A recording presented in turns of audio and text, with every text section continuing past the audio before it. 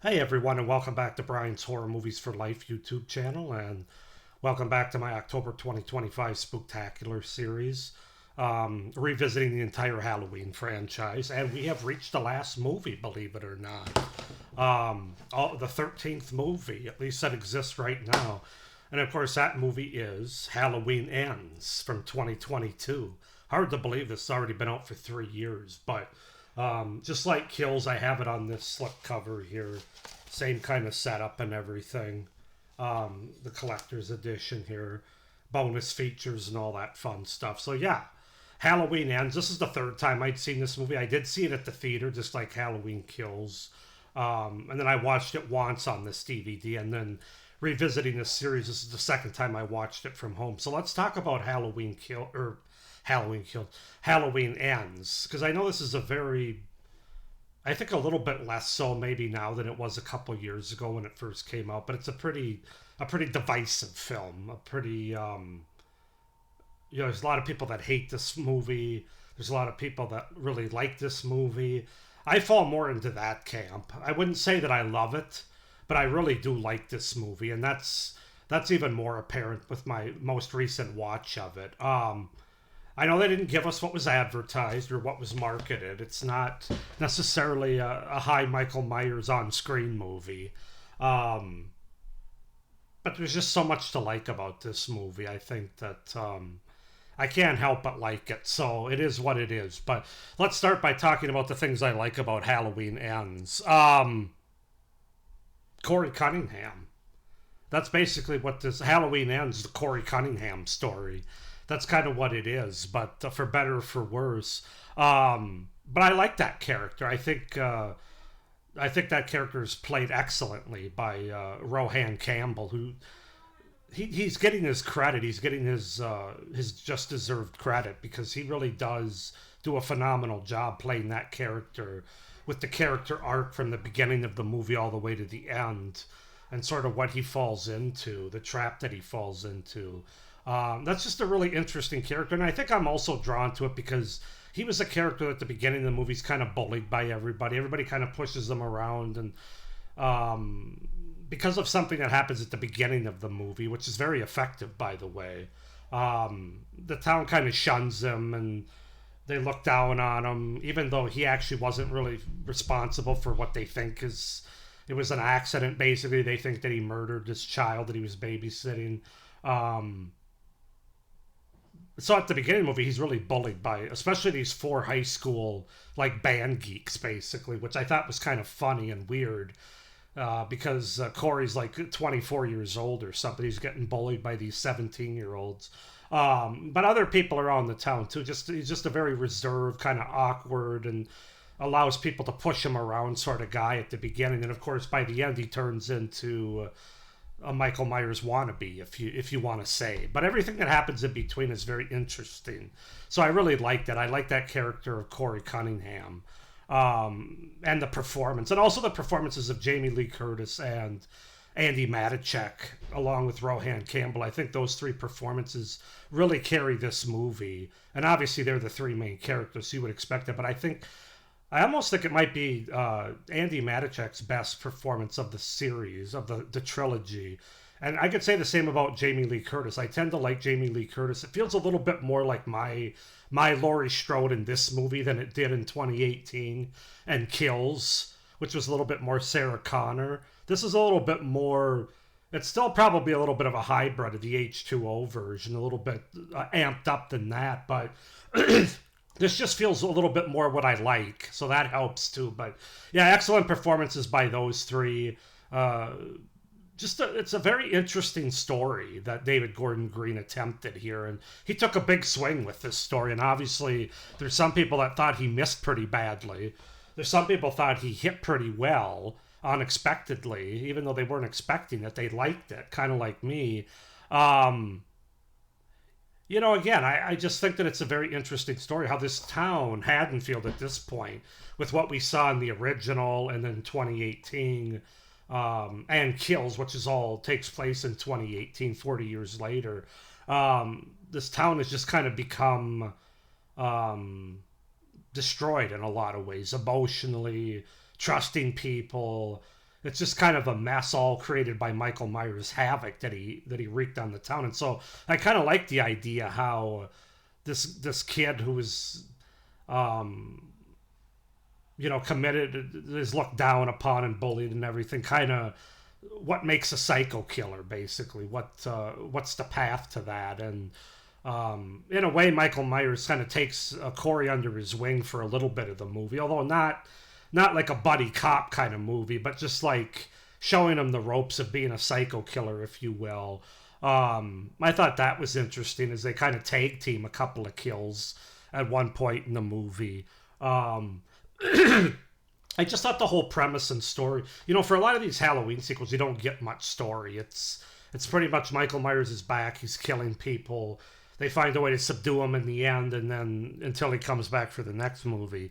So it's rare to have a movie like this one that really, for better or for worse, regardless of what you think of it, you can't say David Gordon Green didn't try something different. He didn't try, um, to use the Michael Myers Haddonfield, the town, and how broken it is, to this sort of this idea of evil changes shape. And there's a line that Laurie has in when she's writing her memoirs, that evil never dies; it just changes shape, and that's kind of what this movie is implying in a lot of ways. And that's a very interesting concept. I'm not going to say they pulled it off 100%.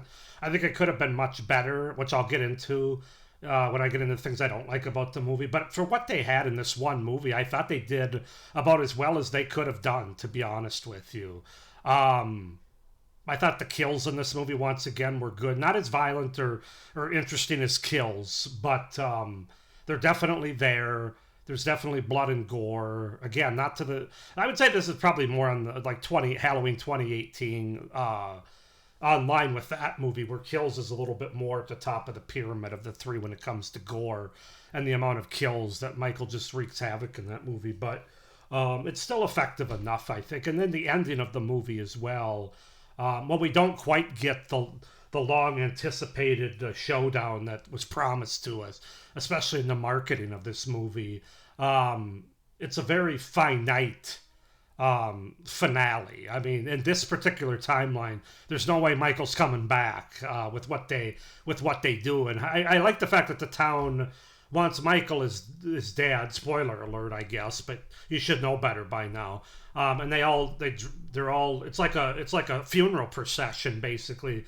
Except they're not mourning his death. They're making sure that he's really going to die, or that he doesn't come back. And so they all sort of drive to the junkyard and they put him in this grinding machine, and you see his body go in there and get split, and it's just very effective. But I like the fact that the whole town comes together for it, because it's a way of healing, and that's a lot of what this movie is. It's after the first two movies of the allowing what happened 40 years ago to come back and get you emotionally and physically, and then have it ratchet up in Halloween Kills. This is sort of the healing movie. This is let's try to move on kind of thing, and that's kind of what happens at the end. And I think they did a pretty effective job with that. I didn't mind the blossoming romance between Allison and Corey, because to me it wasn't that over the top.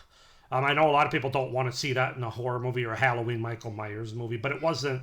I thought they did it just the right amount, where you could tell they were into each other. But it wasn't like goo goo gaga too much, focused on too much or anything like that. So from that standpoint, I didn't mind that. I think I know some people have complained about that. I think that pretty much covers it. I just like this movie. I can't explain it. I think it's the best written of the three movies. I don't know if I'm almost going to say it's the best directed, but I think 2018 might be the best directed. Of course, James Jude Courtney, even though he's not on screen as much in this movie, still does a fantastic job. I still like the look of the mask, even though I don't like it as much as the previous two movies in this franchise. I still really like it because they weather it a little bit more, as he's been down in the sewers for 4 years, and so they really pay attention to those details. But it's still the same mask in essence, just burned and weathered now at this point. But yeah, I can't help it. I like this movie. I also really like the score. I almost forgot about the music and the score in this in this movie, not the music in this music, but the music and score in this movie. I think is probably the best of the trilogy here, and one of the best in the franchise for my money. So that's another thing that I really like. Um, and yeah, I like the Corey Cunningham story. I'm sorry, for those of you that really don't and wanted something different. But anyway, let's get on to the things I don't like about the movie. And the thing about the Corey Cunningham story is I think this could have been even more effective had they introduced that character in Halloween 2018, even if he just kind of had a small, almost cameo role, but just to kind of introduce him, put him out there, have the incident happen maybe before Michael comes back or escapes or whatever. This incident that happens at the beginning of this movie, I mean, and then we can and we can really see his arc throughout. Have him being kills more, and then this movie kind of be his conclusion where him and Michael are working together and they have some kind of riff. I mean, I think if they would have and of course I don't think they had the Corey Cunningham idea in 2018. This is something that David Gordon Green came up with, I'm sure, during COVID. And you could tell that this movie was post-COVID, where the other two were pre-COVID. It just got a different tone, a different feel to it, while having a lot of the same characters and performers and stuff. But I think the Corey Cunningham story, the fact that they introduced it in this third movie of a trilogy, which is supposed to be the ending chapter, I think that was sort of the mess up, the thing that a lot of people don't like, because it's like it really doesn't. Like, if you watch Halloween Kills and then you watch this one, there's a big disconnect there. So that doesn't quite work. Like I said, I think because of COVID and all the time they had to sort of think this story up, it kind of went in a different direction than what I think they originally had in mind. I think, anyway. Maybe, I don't know. Maybe they didn't have something original in mind for this third movie of the trilogy, but I think that could have made it better, but I still like the Corey Cunningham story. But again, they did have it in the last movie of a trilogy, which is why it turned a lot of viewers off. Another thing I don't really like is you can tell that 80% of this movie is about Corey Cunningham, with getting an assist from Michael Myers and kind of learning the ways of being a psychopathic killer. But then he's dispatched by Michael, and then like the last 20% of the movie is, it kind of feels shoehorned in, this Michael versus Laurie final battle that was in all the trailers, of course, in the marketing. It doesn't feel like it was part of this movie. Like 80% of this movie's this movie, and then it's like, oh, we got to go back to Michael and Laurie now. And again, I think if you would have had the Corey Cunningham idea all the way through the trilogy, I think the ending could have been a lot more where Michael and Corey maybe fight it out to who's going to have supremacy. And Michael wins that somehow, and then goes after. I mean, I could just see this trilogy being played a lot better. But again, that would have required them to have the Corey Cunningham storyline in mind in 2018, and I'm just not sure they did. But so yeah, that's one thing that I could tell wasn't. It definitely felt different and shoehorned in and kind of added on as an after the fact kind of thing.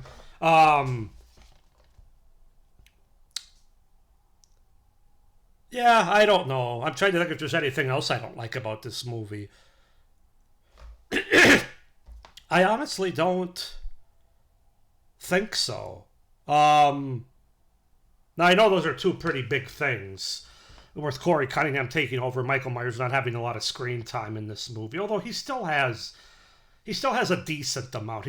I think somebody said that he actually still has more screen time in this movie than he did in 1978, but I think his screen time was better utilized in that movie, so people didn't realize. And of course, there was nothing to compare it to at that time. But anyway, and then it leaves the characters with a lot of good closure. Laurie, Allison, the town. So that's kind of a feel-good part, I guess, if you want that.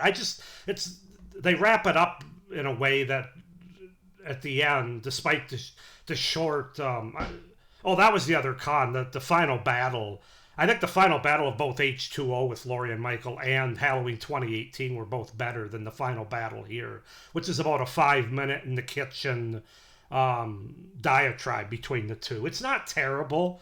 It's still, the stakes are high, yet it feels like, but it's not as I wanted more from it, as a lot of other people have said too. But um, I think it leaves the franchise in a good place. This movie does, and the characters, and like I said, the town and everything, and definitely finite closure on Michael not coming back at all, at least not in this timeline. So that's Halloween Ends. Like I said, I know it's a divisive film. Go ahead and comment down below if you're one of those that hates this movie, if you're one of those that likes it, if it's growing on you as you watch it more as the years go by.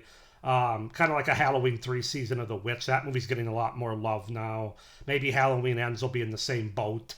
It already is for some people, I think, a little bit from what I've heard. But anyway, comment down below your thoughts. Like this video, hit the little notification bell, and subscribe to my channel if you haven't already. It would really help me out for the future content on my channel going forward. With that being said, this is the last movie, but it's not the end of my October Spooktacular series. Because, of course, I'm going to be re-ranking the entire Halloween franchise now. That video will be coming out tomorrow. I'm going to use the tier ranking. But I'm still going to have the tier list, I should say, but I'm still going to have them ranked so you'll know what my least favorite to my favorite is. You'll see how it all plays out. Just stay tuned for that video tomorrow. But with that being said, thank you for watching. I hope your October's going well. Only 2 days left. Almost happy Halloween, and thanks for watching. And as always, stay scared. Bye.